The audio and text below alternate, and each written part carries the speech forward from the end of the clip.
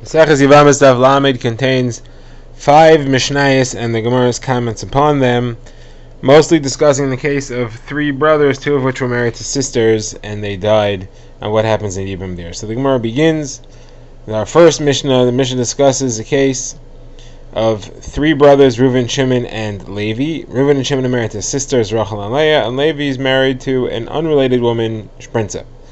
So Reuven and Shimon are married to Rachel and Levi. Reuven dies without children. Reuven's wife Rachel falls to Yibum, to Shimon and Levi. Levi, not Shimon, Levi does one of 3 things: Yibum, Maimer, or nothing.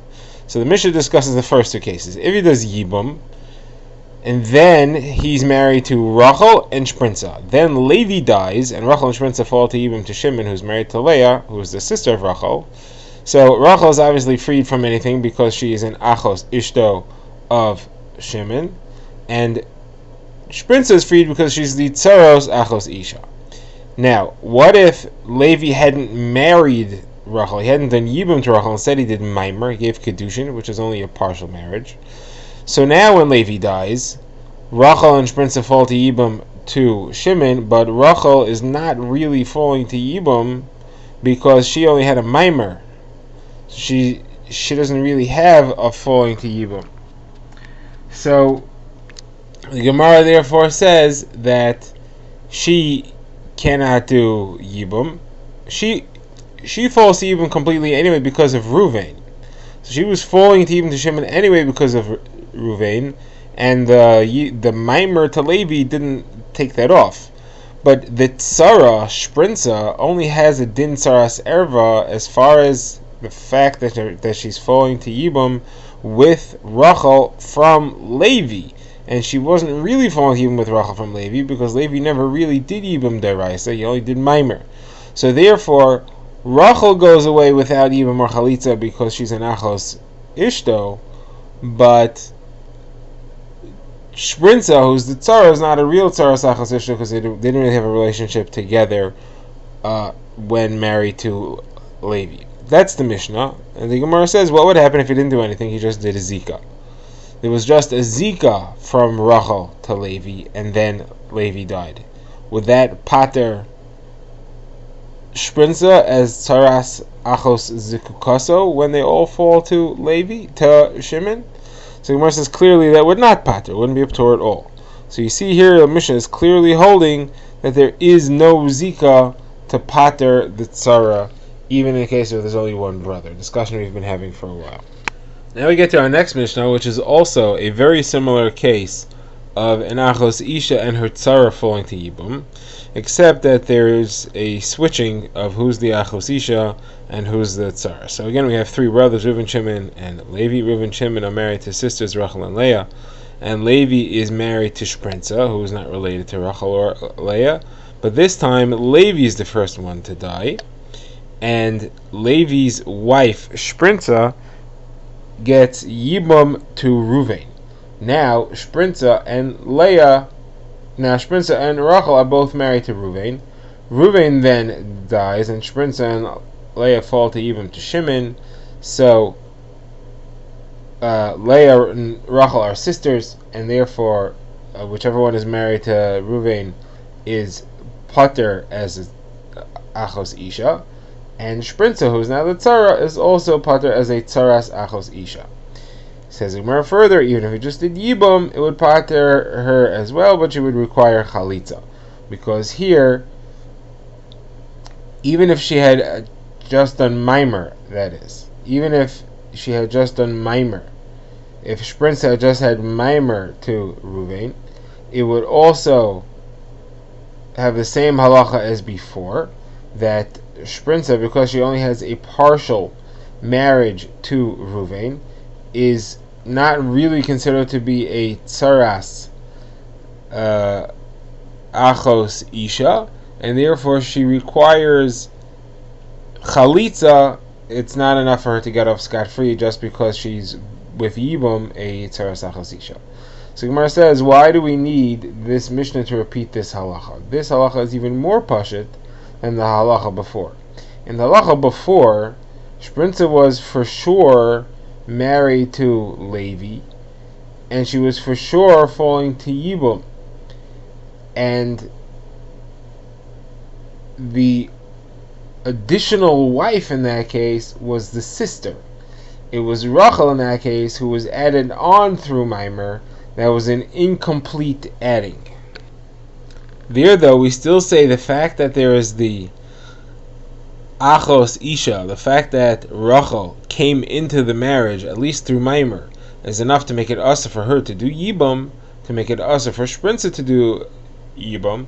We say that even there, where Shprinza was the main wife, and the Achos Isha Rachel was added, certainly in this case, where the Achos Isha was the main wife, and Shprinza was added on as a Maimer to Ruvain, certainly should prevent her from being able to do Yibum, and she would have to do Chalitza. So why is this case listed as well? So the Gemara says that really this case should have come first, and the Tana was going to say only this case, because this case where the halacha was true, and in the previous case he would have not said that the halacha was true, because he would have said that Shprinza there could do Yibum. It's the fact that there was a Maimer Tzara next to her, that doesn't make a difference because it's just a Maimer. Later he changed and decided to answer that case as well, and say that she also requires Chalitza. And once he did that, he listed it first, because since it was a Chiddush that he said that he came to that conclusion, it was Chaviva, was more beloved, and he went through that first.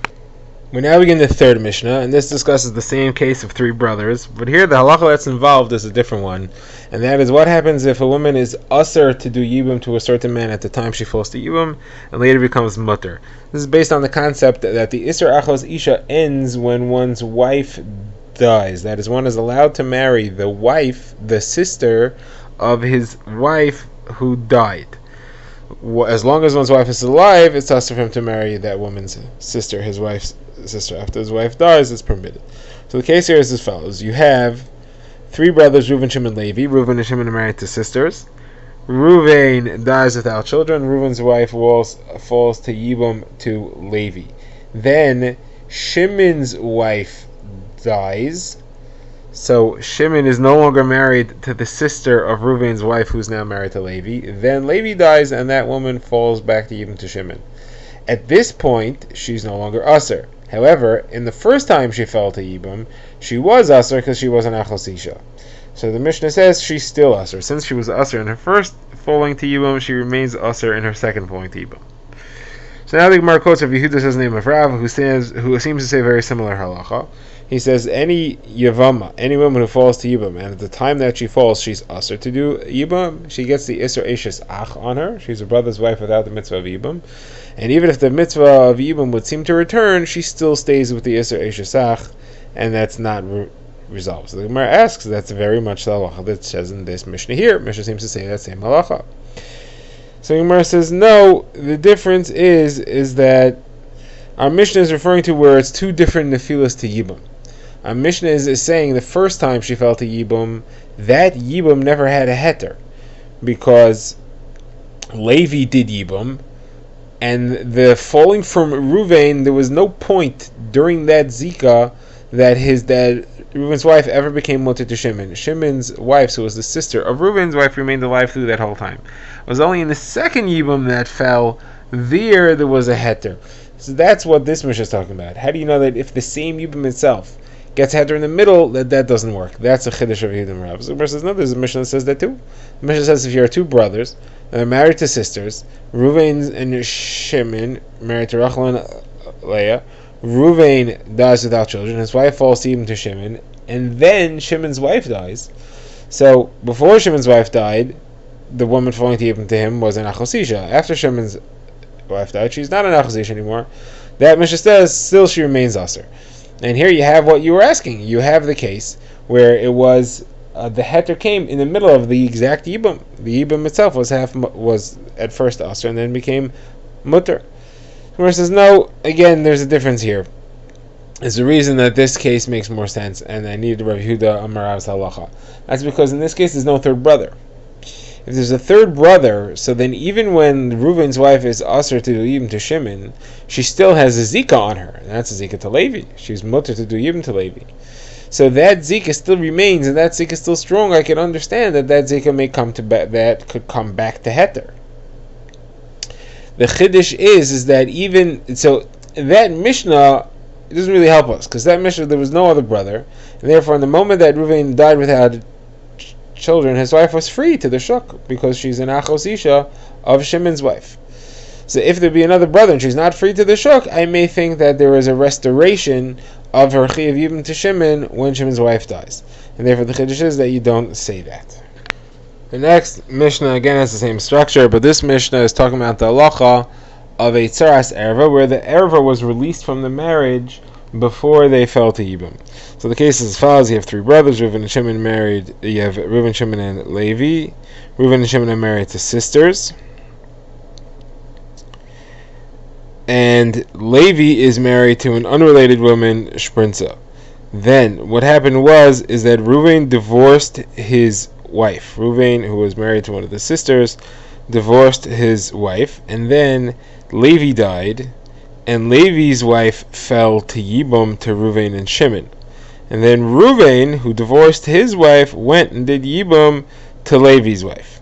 Now, Levi's wife is now married to Reuven, and Reuven had also previously been married to a woman who was a sister of Shimon's wife. Then Levi dies. The only woman to then now Reuven dies. The only woman to fall even to Shimon is Shprinza, who could have been a tzara to Reuven's wife, who was the sister of Shimon's wife, but she's not because she was divorced already. So this is the case where if the woman is released from the marriage before the tzara arrives, they never overlapped, so there's no patur. So Gemara says, okay, I understand. There was never an overlap between the sister of Shimon's wife and the Shprinza. There was never an overlap, and therefore she's not a tzaras erva. However, why did it have to be that Reuven divorced his wife before Levi died? Should have been able to be that Levi died first, and Reuven divorced his wife and then did Yibum. Then there would still be no overlap. He still divorced his wife before the Yibum. Obviously, that case you would not say that she can do Yibum. You wouldn't say that Shprinza could do Yibum in that case, because they were tzaros a little bit. She had a zika to Reuven at the same time that Reuven was married to the sister. So therefore, you see yesh zika, and that's why in this case it wouldn't work. Here you have a clear proof yesh zika. So Moshe says now we have a problem. In our first Mishnah on the Daf, we had a clear proof from Rav Nachman who said ein zika. Based on that Mishnah, here we're saying yesh zika based on this proof of Rav Ashi. How do we combine the two? So the Gemara is going to have to say how Rav Ashi, who proves from here yesh zika, explains why the first Mishnah is really yesh zika as well. Now, what was the proof there? So remember, the proof over there is that the implication was that if when Reuven and Shimon were married to sisters and Levi was married to someone else, and Reuven and Shimon died without children, that is, rather, only Reuven died without children. His wife fell to Yibum to Shimon and Levi. Shimon's married to her sister, so nothing happens there. But Levi could do Yibum. He doesn't do Yibum, and then he dies. So his wife, Shprinza, is now a tzaras zika. She's a tzara, sort of, with zika, because Reuven's wife had a zika to Levi, and she was married to Levi. Yet, we still say that there's no din tzaras erva created there, and Shprinza could do Yibum to Shimon. So that clearly showed ein zika. So how do you fit that in? So Rav Ashi will say, no, even in that case, you would still require chalitza. You would say that she has a bit of a status of being a tzaras erva, and you would require chalitza. The reason the Mishnah didn't mention that case is because the Mishnah specifically wanted to talk about the case of Maimer, where Levi went and did Maimer to her, not just left it on the zika. And the reason is we wanted to go to show that Beis Shammai is not the halacha, because Beis Shammai holds that Maimer would be a full-fledged marriage, and therefore she would be pater because of tzaras erva. So we wanted to show that was wrong, and therefore we discussed Maimer, but the same halacha could also have applied in the case where there was just a zika. Says the Gemara, what's Rav Nachman going to do with our halacha over here, with Rav Ashi's proof? Rav Nachman had said that there's a clear proof to ein zika, but here we clearly see in the end yesh zika, because if the halacha was ein zika, then even in a situation where Reuven had divorced his wife after Levi had died, but before he did Yibum to Levi's wife, so even in that case, should count as a tzaras erva to some extent. Why don't we say that case counts? So Gemara says, yes, we really could have counted that case, and the reason we didn't say it, and the reason we even said zuhi, that this is the case of the woman who's freed from the marriage, and therefore her tzara is not a tzaras erva. This is the case, is to exclude where there was an overlap, where Reuven did Yibum before he divorced his wife. There is an opinion, which we saw discussed earlier in the Masechta, there is an opinion that holds, even in that case, there would still be tzaras erva. There would still not be tzaras erva. There's actually a machlokes there if there will be tzaras erva or not, because there's a machlokes. Is tzaras erva defined as that the tzara and the erva are both married to the same husband at the time that they fall to yibum, and even if there was an overlap at some point, it doesn't make a difference. It's got to be that they were still overlapping at the time that they fell to yibum, or is it just that there was any overlap? If there was any time when they were married together, they would count as a tzaras erva, even if they were no longer both married to the man at the time that he died and they fell to yibum.